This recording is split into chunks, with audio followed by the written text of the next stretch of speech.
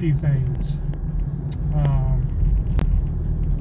Some of the things that I basically dealt with are the value in having a wife. And I know you're thinking, well, I'm looking for a Proverbs 31 woman. You need to read a little bit more into that, because if you get something like that, there's much that's going to be required from you. And that's one of those things that takes process over time. You know what I'm saying? It's not something that happens right away like anything else. So you need to really read into that very carefully, what that's actually talking about. Because there's much that's required from that man to have such a woman like that. And most men are not ready for that. I'll be extremely, really honest with you. However, I will say this, and this is one that can be proved to be offensive to some people. Ephesians 5:22. And I know the first part of that talks about a wife submitted to her husband. But if you continue to read down to 23, 24, and 25, what is the requirement for a husband? To love his wife. And love, in this sense, is talking about agape love. Too many guys, dudes, this is you guys. You guys got to stop looking at just the exterior. Yeah, I mean, do I love my beautiful wife? Absolutely. You know, her beauty was the drawing point, but it's not the end of all things. I can tell you firsthand, I've seen plenty of beautiful women, but if they got an ugly spirit, that does nothing. You know what I'm saying? So again, there's nothing wrong with appearance, but you have to look at the heart of the matter, so to speak, the core of a person. What really is the value of it? What is the thing that will keep you guys connected through thick and thin? You know, do you guys have common values? Do you guys, there'll be difference and variations of things. That's the beauty about men and women. There's going to be difference, but does it complete you in that sense? Does it complement you? These are things you got to ask. And the biggest thing too, before I share this with my lovely wife, is this. God put in place marriage for a reason. He did not put Adam in a garden and leave him alone. There's a reason why he did that. You know what I'm saying? Not only because he was by himself, but he needed that helper. He needed that nourishment. He needed that nurturing. He needed that femininity. He needed that softness. He needed that partner. He needed that soulmate. He needed all these things. So if you're trying to do this thing, especially in the business aspect, you're getting it wrong. Yeah, you can have friends and family, but your wife, man, that goes so much deeper. Who knows you better than your wife, the one that is intimate with you on a level unlike any other? I'm so baffled by guys, man, my homeboys. They're your homeboys for a reason, because they're outside of your house. But your wife, she knows the inner workings of you. And while that can be something that can be displayed as fear, it shouldn't be. But I'll say this once and I'll say it again.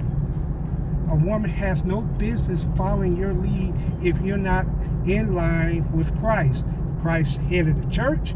Man, you're under Christ. You follow him. You give your life just as Christ gave his life for the church. Likewise, you give your life and your love to your wife. On that note, my lovely wife, what is the value that a wife brings to a husband in your opinion? I'll say a number of things. She brings a connection, unity, love, respect, a friendship, an understanding, compassion, and grace, and mercy. She brings understanding, and that's something that I don't think men can do for another man. Okay? I think there's a softness that comes with a woman that cannot be duplicated by a man. And as hard as this man can be, as strong as he can be, a woman's touch can change everything. Her understanding, her wisdom, her smile, her scent, it could literally change everything. So I do believe that there are so many areas that a woman can really bless and encourage and build up a man in a sense. He has a responsibility to be a man, but her responsibility towards him is to respect him and love him the same way that Christ loved the church. I don't believe there's just one thing that only a man should do to a woman. Like, you gotta love your neighbor. So, and my husband is my neighbor, so I love him.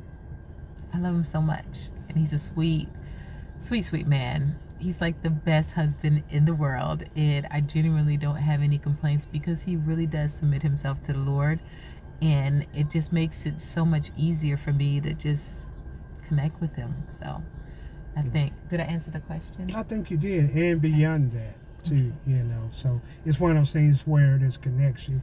And it was funny because I mentioned about loving your neighbor as yourself. Mm-hmm. And a lot of people miss as yourself. Mm-hmm. So if God says they're no longer two but one flesh, right? So two becoming one, if you're loving yourself, you have to love your wife because she's connected with you indefinitely on the physical and on the spiritual. So are you going to really hate yourself? Are you going to disrespect yourself? Right. Are you going to mistreat yourself? No, you're not. So if you're not going to do that, then that means you can't do it to your wife, because the whole setup in marriage is the exact setup in terms of the Father and the Son are one. So this has a Trinity concept, and I know that's going down a rabbit hole, but it makes so much sense in the world. If you think about it, the world, the nature, and things is compositive of three things, one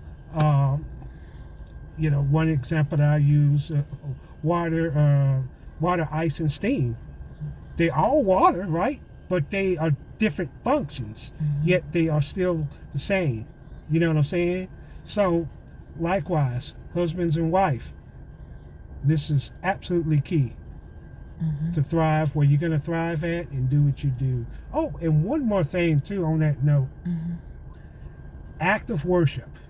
There's so many people that's going to be accountable because they did all this stuff, but they were not faithful in their marriage. They did not honor God by not honoring their marriage.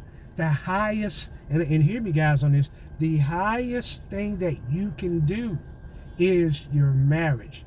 Honoring, obeying, serving, loving, representing, worship.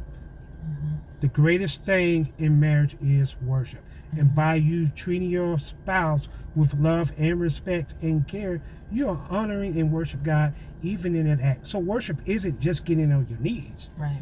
It's also what you do. It's not what you say. It's what you do. All right. So you want to add anything else to this? No, I'm good. All right. So this is OV Moore with OV Ministries. You guys be blessed. Bye. Hey guys, how y'all doing? This is OV Moore with OV Ministries. So I did a video